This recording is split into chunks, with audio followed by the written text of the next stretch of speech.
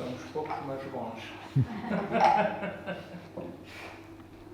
Sim, vou ficar quieto.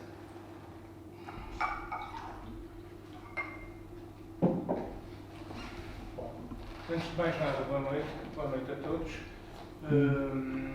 Eu fui procurado pelo autor para podermos fazer o lançamento do livro aqui na biblioteca e recebemos-lo com toda a boa vontade, que a proposta era desafiante. Era honesta. Era honesta, foi reta, tá? E normalmente eu, como diretor da biblioteca, normalmente é como o cozinheiro do restaurante. O cozinheiro do restaurante não come a própria comida. E eu, como diretor da biblioteca, tenho lido poucos livros e eu me penitencio por causa disso. O ritmo de trabalho é muito grande, nós temos muitas coisas para atender e confesso que a minha leitura estava atrasada.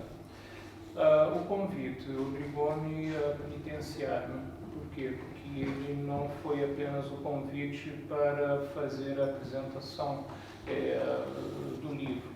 Eu fui convidado pessoalmente para apresentar o livro. Então, o que é que acontece? Exponenciou-me a responsabilidade perante o evento. E,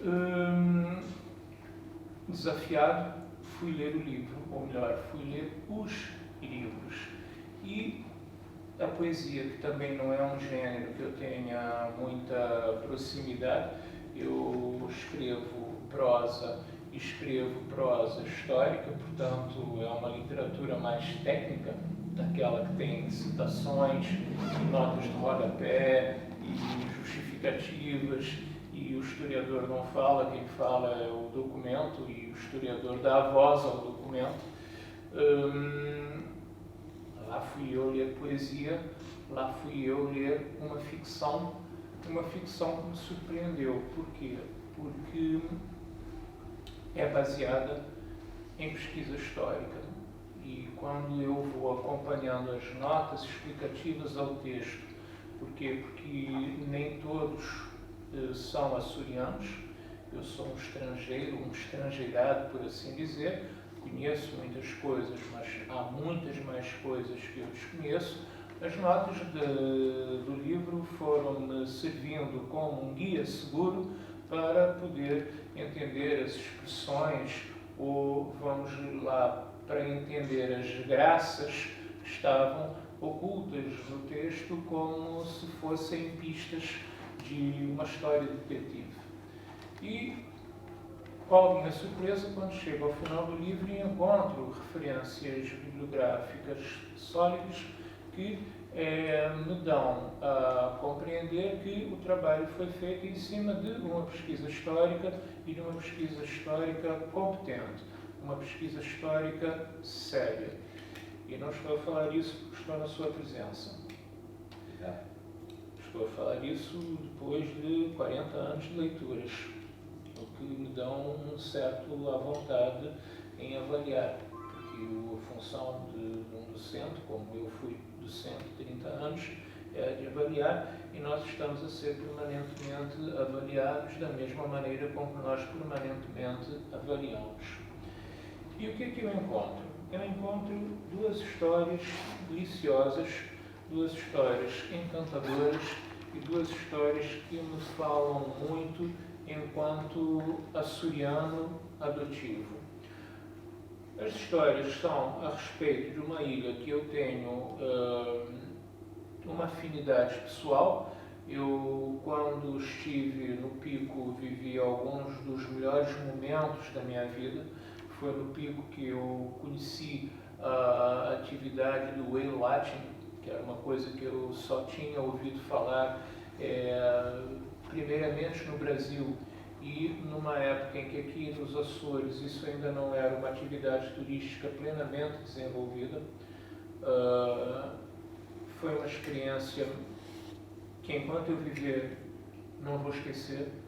A adrenalina, o prazer da velocidade, o prazer do mar, o prazer de ver seres tão portentosos como são os cetáceos ao nosso lado, de uma maneira que a gente quase pode tocá-los, compreender como é que funciona o sistema das vigias que eram apoio à avaliação. Tudo isso eu fui, na prática, conhecer no Pico. E foi no Pico que eu fui muito bem recebido em termos das festas do Espírito Santo. Foi no Pico que eu percebi como é que a restauração podia ser tão melhor do que aquela que a gente conhecia nas ilhas de lá. E foi uma experiência fantástica. Eu levei o Pico no coração, tive a oportunidade de voltar ao Pico e ainda quero voltar algumas vezes, e as histórias que eu li nestas duas obras foram histórias que me falam das raízes do Pico, da alma do Pico. Por quê? Porque são histórias que falam de pessoas comuns, de pessoas que não estão nos livros da história, de personagens que são mortais como nós somos mortais, personagens que são desconhecidos como nós, de certa maneira, somos desconhecidos. Que é uma pergunta que eu me faço. Quando eu parti, qual foi a marca que eu deixei neste mundo? Qual foi a diferença que eu fiz?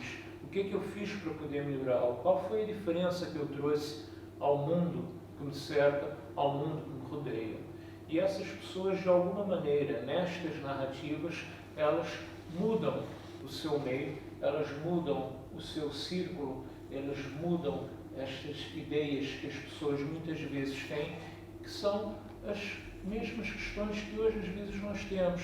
É o preconceito, é a violência, é a pobreza, é a exclusão social, é toda a luta que as pessoas ao longo da história têm contra as adversidades, contra as dificuldades, no sentido de tentarem, eu vou usar a palavra prosperar, porque mais do que sobreviver, nós queremos sobreviver e prosperar.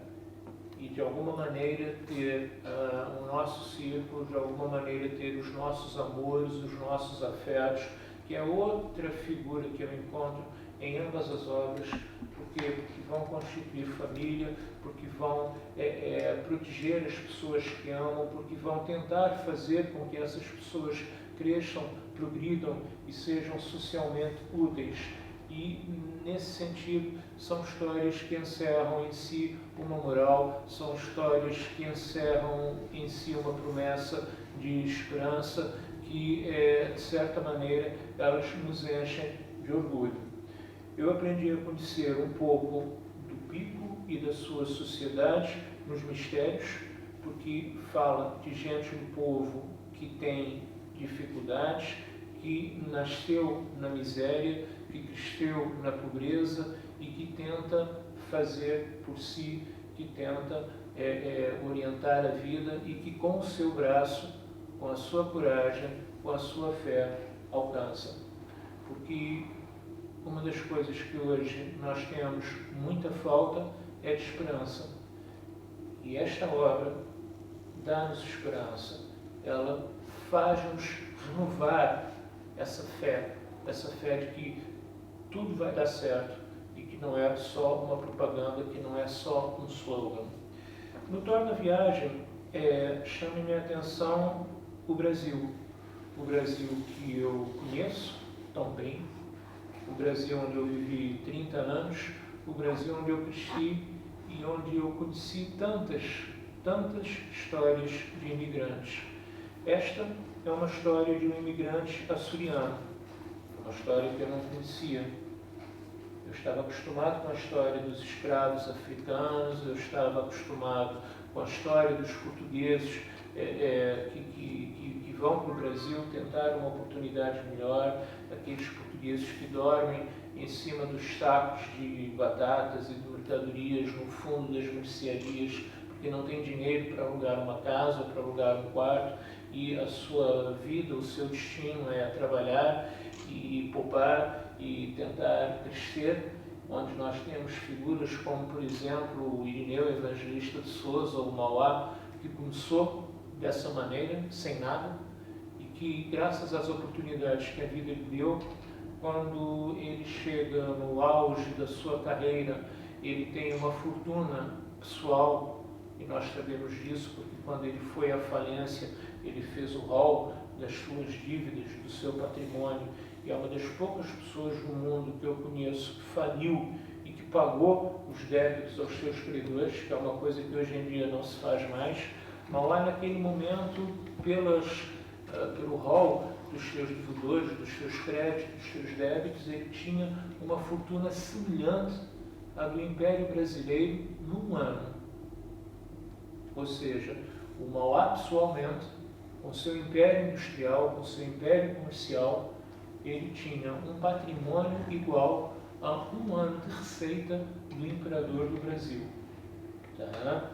E foi uma pessoa que podia ter saído das páginas deste Torna Viagem, que me conta uma história de uma pessoa que perde literalmente tudo, quase perde a própria honra, consegue dar a volta e consegue, depois de tantos anos, não se consumir em ódio, mas, pelo contrário, consegue chegar a bom porto com os seus afetos, consegue chegar a bom porto com os seus sentimentos, e temos mais uma história com uma moral, temos mais uma história que nos diz que como dizem os americanos, eles têm uma expressão que eu gosto muito, to cut the losses, cortar as perdas, tá? E a pessoa corta as perdas e vai ter a sua vida, vai encontrar a sua paz.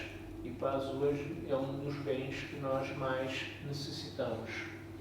O fato está cabalmente retratado nas duas obras, Pico, Agentes do Pico, Os Falares do Pico e um pouco da história, não apenas do Pico, mas dos Açores. Por quê? Porque cada ilha, embora sendo uma personalidade diferente, embora sendo um personagem diferente, elas acabam tendo muitas coisas em comum. E essas muitas coisas em comum que nós encontramos nas duas obras são o que fazem o ADN de um açoriano. E é estranho falar disso, porque eu não sou um açoriano nascido nos Açores, eu sou um açoriano em construção, eu sou um açoriano em progresso. E não sei, talvez seja vaidade minha, shame on me, vergonha para mim, mas eu gosto de pensar que eu tenho formado bons açorianos ao longo desses 15 anos. E com isso não vos maço mais, passo a palavra ao agora meu amigo, tá, para que nos diga um pouco melhor, que nos explique como foi o processo de construção, dado que não é um escritor de raiz, dado que é uma pessoa que se dedica ao ofício de escritor há relativamente poucos anos, não faz uma década, tá? E como é que alguém que tem uma vida profissional bem sucedida, que tem uma vida profissional dinâmica e preenchida, vem, portanto, mergulhar nas belas letras desta maneira. Muito obrigado pelas suas palavras e antes que me esqueça, antes de entrarmos propriamente um pouco nessa explicação, conversarmos um pouco sobre isto, uma das coisas que falou da sua percepção do Brasil e da experiência que tinha, que era onde abundavam as referências à escravatura, nesta altura ali de finais ou meados do século XIX, na imprensa portuguesa, referia-se aos açorianos que iam para o Brasil como os escravos brancos. Curioso, não sabia.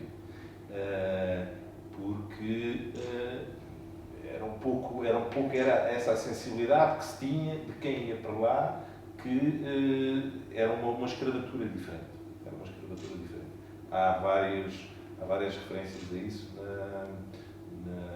nas publicações, portanto, nos jornais da época, que na altura eram bastante audazes e mordazes. Voltando então um pouco mais ao tema. Bom, o que me motivou a escrever, eu posso dizer de outra maneira, ou seja, não foi propriamente motivar-me a escrever estas histórias. Estas histórias aconteceram depois.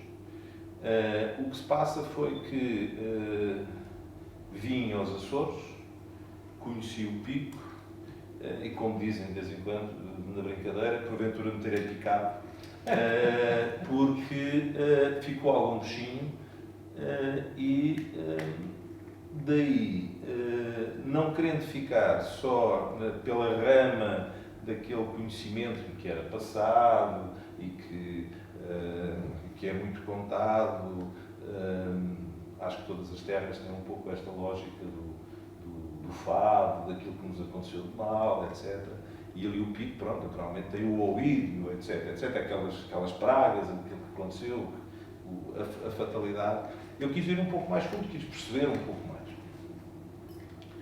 E, não sendo de todo um historiador no sentido erudito da questão, porque confesso que me perco, que me canso, portanto, depois daquelas meandros, gosto de procurar, entender, e daí é um processo que quase que não tem fim. A pessoa começa a investigar, começa a procurar, começa a puxar o fio, e às vezes é aflitivo, numa outra parte, que é quando começamos a escrever. Já lá vou.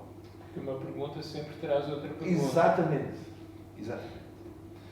E, portanto, este interesse e destas pesquisas começou, então, a construir-se na minha cabeça uma história. E, portanto, eu gosto de contar histórias, gosto de idealizar e querer contar uma história. A forma como eu encontro, e aquela que eu prefiro, apesar de ter algumas coisas escritas em prosa, eu gosto de escrever neste modelo. Eu não sei classificar, não sei se é prosa poética. Não consegui classificar também, mas não me preocupei. Pronto, mas não sei se é prosa poética. Eu não sei se aquilo que eu escrevo é um romance, se é um conto. Não sei porque eu próprio não domino essa técnica. Não tenho pretensão a esse lado erudito da coisa. É assim que eu gosto de escrever, é assim que me dá prazer escrever, sai-me bem assim, eu sorrio a escrever assim e, portanto, por enquanto, vou ficando por aqui.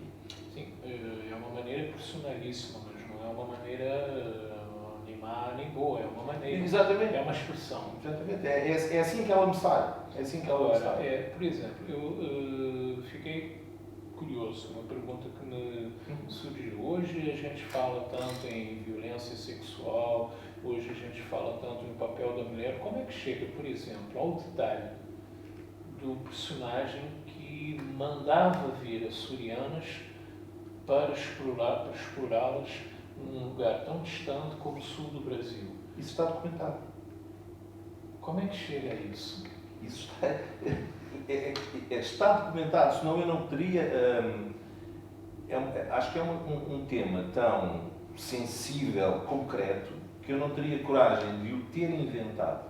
Sim, porque o episódio é extremamente vívido e não é de maneira nenhuma, quer dizer, eu li e falei, pô, coisa estranha, mas também não duvidaria que tivesse acontecido. Mas está documentado, mas era mandar buscar do outro lado do mundo uma pessoa que nunca viu, mas que quer que seja assim, assado, cozido e frito. Não sei até o detalhe que iriam, mas pronto, mas a questão era mesmo essa. As moçoilas, e alguém cumpria. As moçoilas açorianas eram apreciadas. E então, do Brasil, da mesma maneira que se encomendavam 2 ou 3 caixas de vinho do Porto, ou disto, ou daquilo, ou daquilo outro, encomendava-se, pronto, uma rapariga para casar, para, por que não dizer, procriar. Bom, não é? Porque há eu acho que há uma série de assuntos que talvez se tenha criado aqui à volta uma proteção, não sendo tabus, mas não são falados. Por exemplo, não se fala da história da escravatura negra nos Açores. Esse é um tema que Esse eu é um agora tema estou... tabu. É um tema... Pronto, eu não conheço quase nada, mas ainda ontem eu estou a fazer agora uma pequena colaboração para a Universidade Sénior de São Roque, que foi-me pedido um trabalho sobre o vinho. E nas minhas pesquisas encontrei exatamente isso. O papel e a presença da escravatura negra aqui no Grupo Central, nos Açores. Da mesma maneira que ninguém fala nos criadores de escravos no continente. Criavam-se no Brasil, no continente eu nunca soube que se criasse. Ou seja, quando começou o Brasil, a rota dos escravos deixou de passar por Lisboa e era diretamente para o Brasil.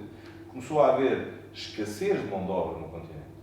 E então havia no continente 2, 3, 4, 5 locais onde havia criação de escravos. Havia o negro cobridor,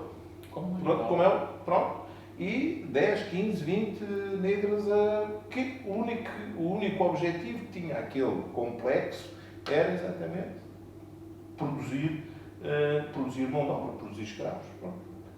Pouco se fala sobre isso. No Brasil é muito pouco falado. Eu conheço por um trabalho da Universidade de São Paulo que publica e fiquei chocado quando eu soube. É exatamente isso. O primeiro impacto é este e pouco se fala, muita coisa que não interessa menos falar ou que a sociedade aceita menos, mas aconteceu. Pronto. E também não nos compete a nós, e pelo menos a mim, fazer juízo de valor sobre o assunto. Eu não quero tirar a Torre do Belém do lugar. Acho é que, pronto, existe.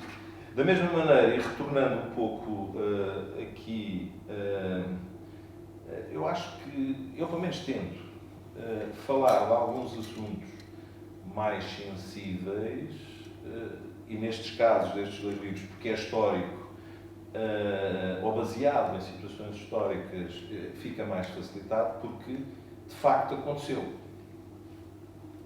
Mas também não é necessário, eventualmente, fazer grandes ênfases em determinado tipo de situações que, à partida, têm uma carga negativa. Por exemplo, hoje em dia está muito na ordem do dia a violência doméstica, e bem, não é? A violência doméstica, e bem.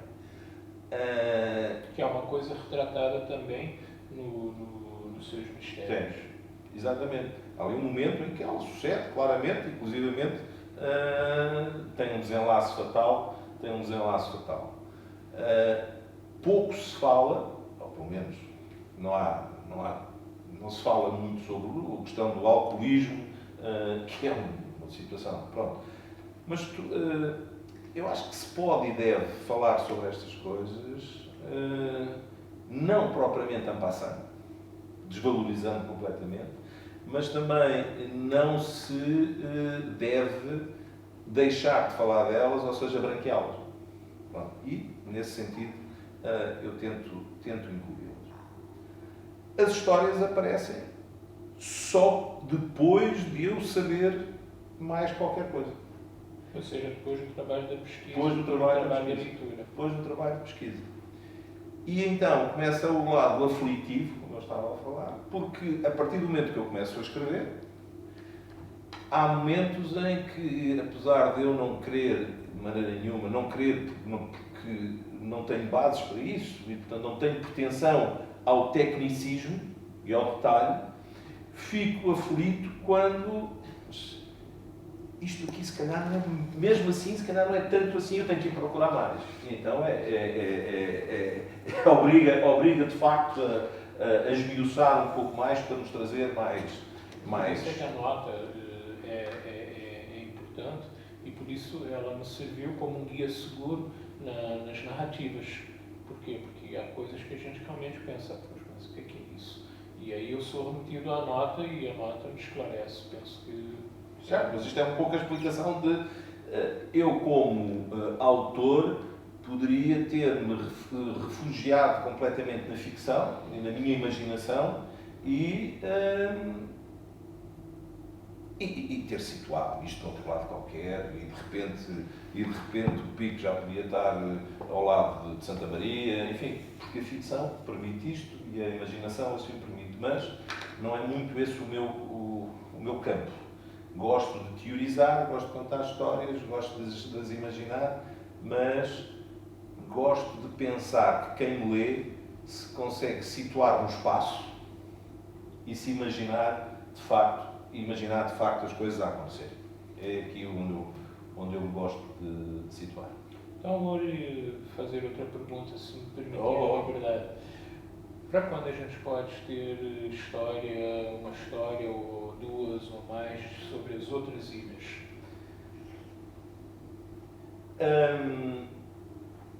É só a dificuldade. A dificuldade é material de pesquisa. Eu vou dizer isto de outra forma. Ok. Escrever sobre o passado tem uma dificuldade, mas também é um refúgio. O que é que eu quero dizer com isto? Permite-me não levantar determinados problemas atuais e não ser eventualmente ou propositadamente polémico.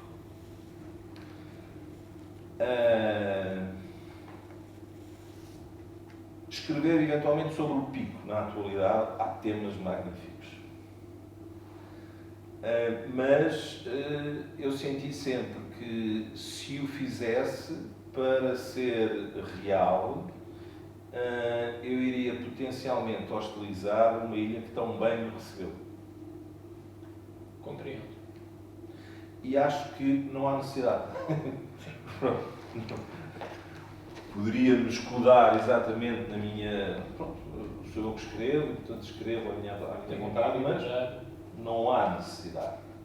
E, portanto, escrever sobre o passado também traz esse... Nada do que se escreve é isento de polémica, mas pelo menos minimiza-se. A dificuldade de outras ilhas tem a ver, ainda há pouco estávamos um pouco ali em off a partilhar, todas as ilhas têm encantos e histórias que têm um grande potencial de conto, de enredo. E estávamos há pouco a falar ali em off na ilha de Santa Maria, com as investidas nos corsários, com os reféns, portanto, as pessoas que eram raptadas iam para norte da África e as cultizações que se fizeram, as recolhas de dinheiro para que eles fossem resgatados, etc. Portanto, o potencial é enorme, sendo que o tempo também é que não abunda para todos estes projetos. Já quem fala. Para todos estes projetos. Uma outra questão que, enfim, antecipando, e estou aberto naturalmente a todas as questões que queiram colocar, mas que habitualmente também me colocam, e pelo menos eu partilho convosco, eu não sei escrever. Eu presumo que tenho a ideia de me ter dito que era professora de português, não? Pronto, não falhei completamente. Depois fiquei com a ideia. Muito bem. Eu não sei escrever. Não sei escrever, não dou erros ortográficos. Eu ia dizer que enganava bem. Não dou erros ortográficos, mas tenho uma dificuldade enorme de, nomeadamente, pontuar. E já pensei, agora já deixo larga essa ideia, de fazer um curso um pouco mais técnico, de apurar um pouco mais a técnica da escrita do português, mais técnico. depois de pensar melhor, desisti. Porquê? Porque sinto que a partir do momento que eu vá começar a dominar a técnica, eu vou ficar espartilhado por ela. Vai perder a arte. E portanto, vou continuar a massacrar a cabeça quem me faz as revisões, nomeadamente ali a Cristina, que me diz que eu ponho as vírgulas nos sítios mais mirabolantes e os pontos finais onde eles não calham, porque é naqueles momentos que eu paro para pensar, ponho uma vírgula. Se ela separa o predicado e o sujeito, não mais. É claro que depois, quando leio, muitas das vezes, aquilo soa-me mal, mas pronto. Mas isto também para vos dar esta minha característica. De resto, para mim, escrever é um momento de estresse. É um momento de estresse. Aliás, eu chamo-me Joaquim Henriques e o autor é o Augusto Pedro, porque eu costumo dizer que o Joaquim Henriques é um ser muito pragmático, certinho, objetivo, organizado, etc. E o Augusto Pedro permite-me ser tudo aquilo que o Joaquim Henriques não consegue ser na tese. E, portanto, andam ali sempre os dois um pouco às turras, um com o outro, mas fazem uma parelha agradável. Fazem uma parelha agradável. Uma dupla. Não sei que vos posso dizer mais. Queria só aqui dizer também, porque acho que é importante, nomeadamente estando no Faial. Falar do Pico e da história do Pico é impossível não se abordar o Faial. Não se abordar a importância da horta e do Faial. É uma coisa que a gente vê notar na viagem. E nos mistérios, muito profundamente, aquela questão da fronteira, as tensões, a subalternidade, etc. Eu ontem, e eu se calhar não, vou dizer algo potencialmente polémico, mas li nas minhas pesquisas, uma das grandes consequências ou resultados do êxito do vinho do Pico foram dois. Foi a importância e a relevância dada ao Porto da Horta e a elevação da Madalena a conceito. Ou seja, não fosse o êxito do vinho do Pico e talvez o Porto da Horta não tivesse a relevância que teve, eu estou a falar e também, porventura, o Conselho da Madalena não teria sido criado, pelo menos naquela altura. Aliás, o Conselho da Madalena deixou de ser Conselho quase 60 anos ou 70 anos depois de já estar eventualmente consolidado, porque depois das pragas,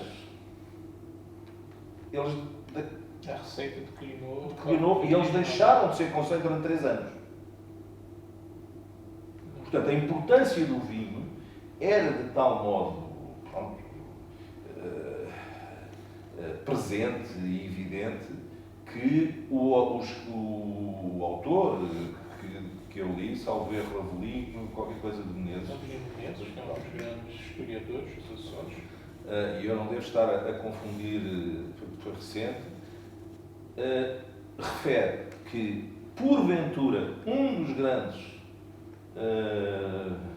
consequências ou resultados da importância do vinho foram estes dois: a elevação da Madalena a Conselho e a importância conjugada também com alguma perca do Porto da Angra, mas pronto, efetivamente a Horta sempre seria um porto importante, mas não teria a relevância que teve se não fosse o vinho. Eu na semana passada estava a escrevinhar, e a expressão é essa mesmo, escrevinhar, algumas linhas a respeito da Casa do Pilar, que é um dos imóveis mais fascinantes que existe aqui no Faial. O seu construtor só conseguiu os recursos para construir um palacete com os jardins como ele construiu, porque além de ser uma família nobre, uma família de grandes posses, o senhor dedicava-se ao comércio do vinho do Pico. E ele era um grande exportador de vinho. O vinho saía todo aqui pelo Porto da Horta e que lhe deu a possibilidade financeira de poder ter esse recurso. Obviamente que ele deve ter contratado o melhor projetista ou o melhor que havia no mercado naquela altura para poder fazer o seu refúgio, porque aquilo acabou se tornando um refúgio do senhor. Ocupou cargos públicos importantes, foi vereador na Câmara Municipal, etc, etc, etc. Mas de onde vêm os recursos? Os recursos vêm do vinho do Pico. O vinho do Pico, sempre o vinho do Pico. O vinho do Pico dá o sangue a esta terra. É inegável também, e é histórico, que esta interdependência entre o Faial e o Pico sempre existiu, porque ao Pico faltava imensas coisas que o Faial lhe conseguia fornecer. E o resto, e vice-versa, também era verdade. Mas em nenhum destes meus contos se pretendeu fazer juízo de valor ou alimentar essa polémica, que era aí que eu queria chegar.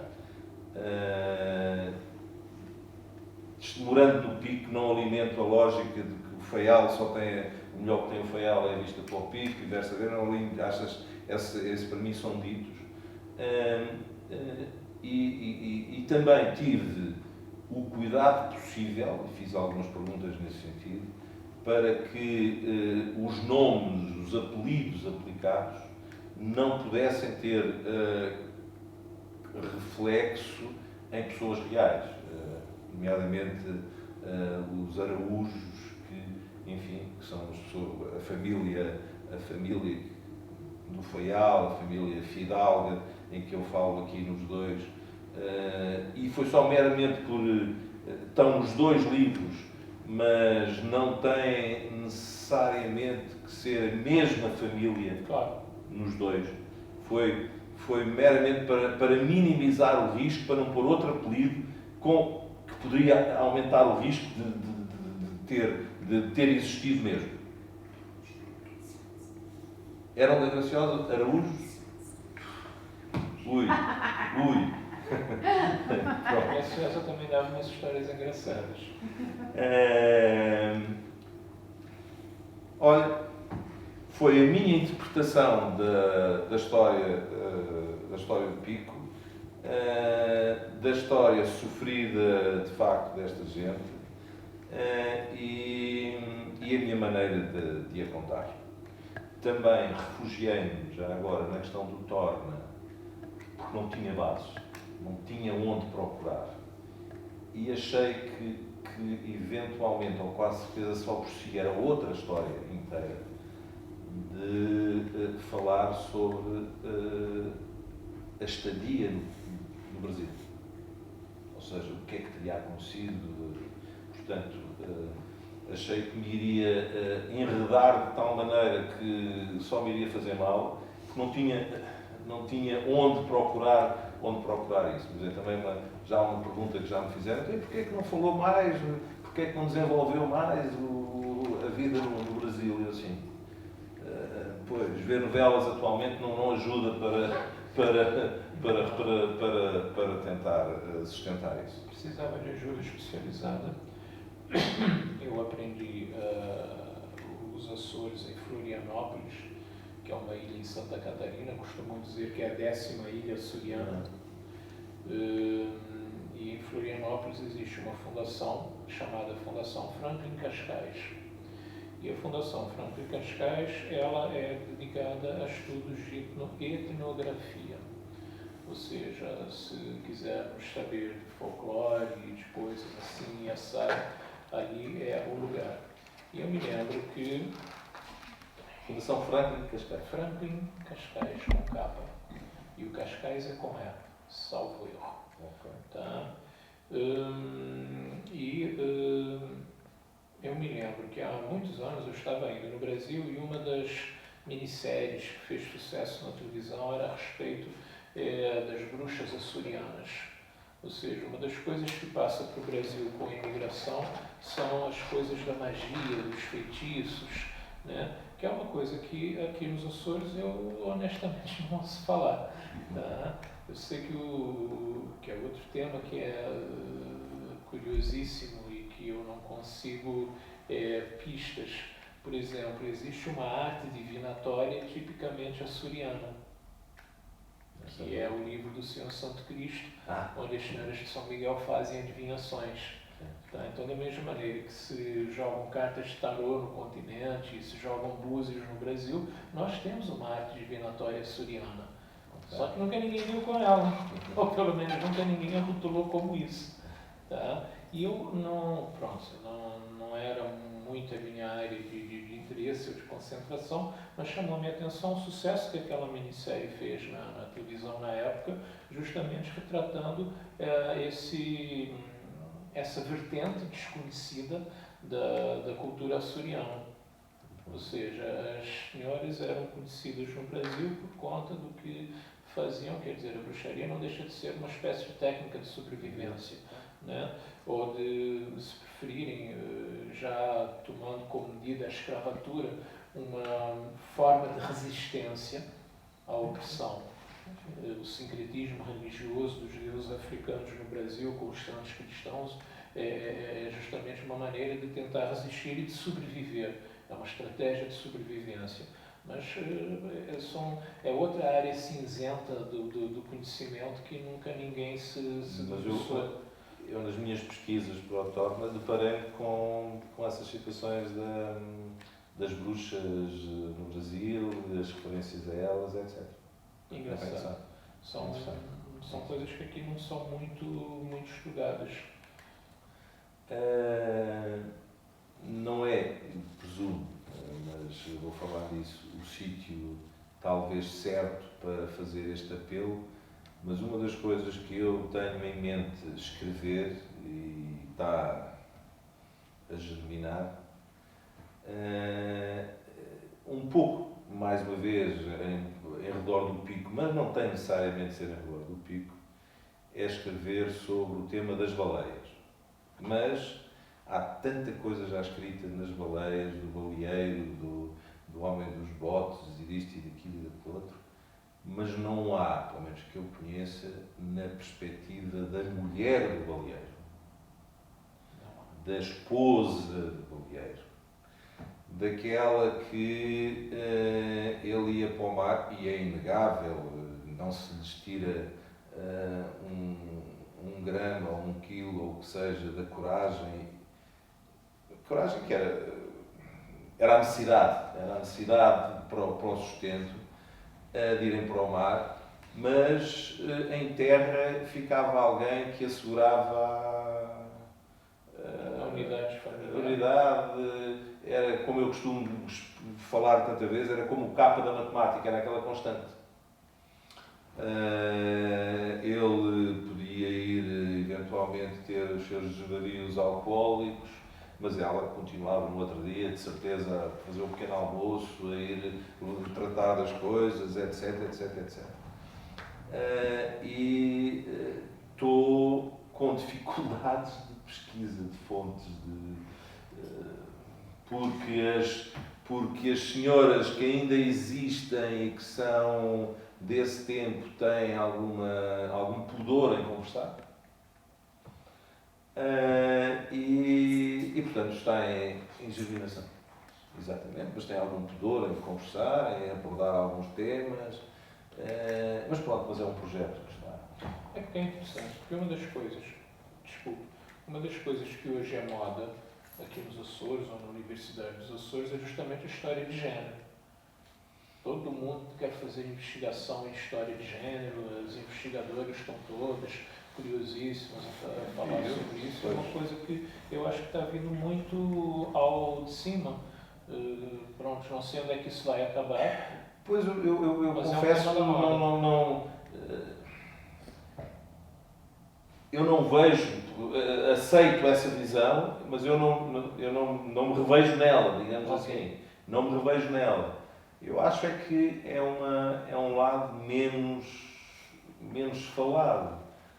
Acho que todo o yin tem o yang e todo o equilíbrio os tem, portanto, nada. As coisas equilibram-se de alguma maneira, portanto, dizer que um é melhor ou que o outro é pior, um é mais importante ou outro menos importante, nem sequer é por aí que eu quero.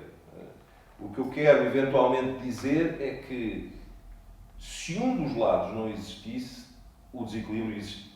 Claro. O desequilíbrio acontecia. Claro. Pronto.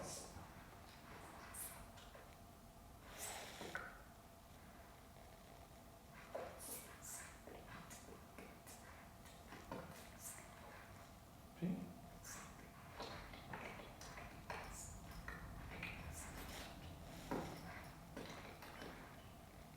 Perfeitamente.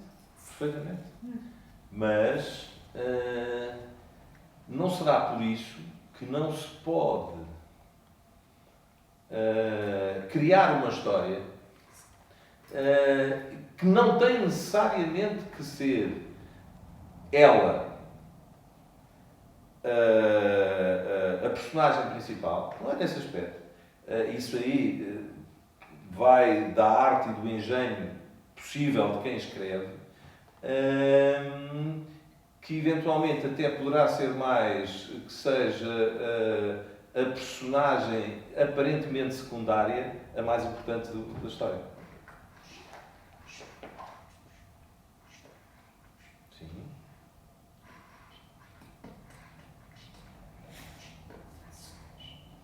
Sim, sim.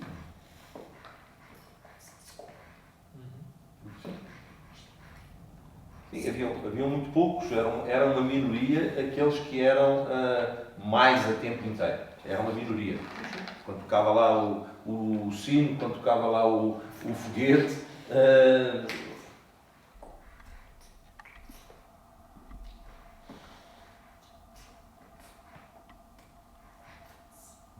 Sim, do pico para a zona onde foi a erupção, não foi?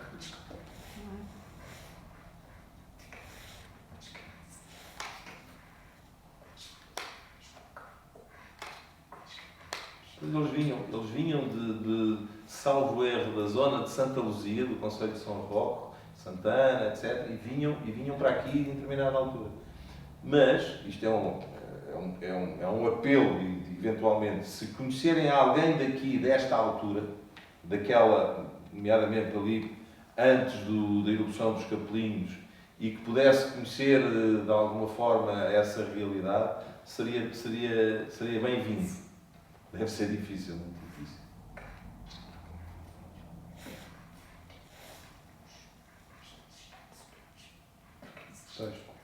Pois foram todos. Dali então foi tudo. Eu não sei que diga mais, a não ser que é agradecer. Diga. Perdão? Sim. Os livros. Tomás Duarte. Dias de Mel. Dias de Mel. Dias de Mel, Sim. Muita coisa sobre muita coisa, sim. Sem dúvida, o Dias de Mel é uma referência para quem quer ler sobre o Pico, sem dúvida. Sim. Eu às vezes confesso que me cansa o Dias de Mel num aspecto, mas é uma fonte incontornável, mas porque, e eu tento não fazer isso, porque se refugia em tantos termos da ruralidade, que a mim cansa-me, porque acho que corta a história, obriga a matar o fluxo, colocar um ou outro, umas albarcas aqui ou ali ou lá, acho que se enquadra. Agora, se eu tiver que sempre falar nas albarcas e depois como eles vestiam e depois como estavam, mas é um estilo que é incontornável para recolha. Perfeitamente, damos perfeitamente.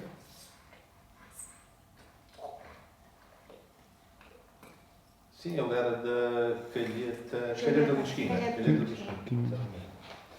Eu queria só puxar aqui a brasa um bocadinho ao Faial. Falou-se muito do vinho do Pico, mas o vinho do Pico não era o vinho do Pico, sem a terra que vinha do Faial. Sim, nas suas origens. Portanto, a terra vinda do Faial contribuiu muito para o vinho do Pico, né? Porque o Pico não tinha terra suficiente para fazer as vinhas. Houve muita terra exportada do Faial para permitir plantar os bacelos, é um facto. Não, mas havia uma relação muito, isso é um facto, mas uma relação muito forte entre as duas ilhas, de necessidade de um lado, de vantagens e desvantagens. Eu diria que o Pico tem duas realidades e assim. Por ter 3 concelhos, presta-se a isto. Tem a realidade das Lajes, tem a realidade da Madalena e São Roque é assim. Eu acho que isto foi sempre assim. O povoamento começou pelo lado das Lajes. São Roque, exatamente.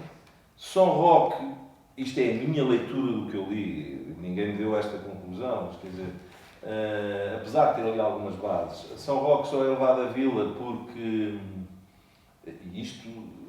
as fontes dizem que os habitantes de São Roque se sentiam pior atendidos nas suas intenções quando iam às Lajes, mas para mim acho que se tem que ler aqui também que se não existisse montanha por meio, se calhar não tinha, São Roque não tinha sido tão pronto. E lá está, a Madalena ganhou peso e importância e necessidade e a oportunidade não só política como também económica por via do vinho. E portanto são três realidades distintas. Mas sei lá, eu acho que era difícil imaginar uma ilha sem a outra. Neste momento teria de ser uma grande abstração, uma imaginação muito grande para imaginar uma sem a outra. E portanto, alimentar qualquer tipo dessas polémicas ou dessas rivalidades, acho que não adianta, não faz sentido. Eu só quero, mais uma vez, não vou falar pela primeira vez, agradecer a receptividade.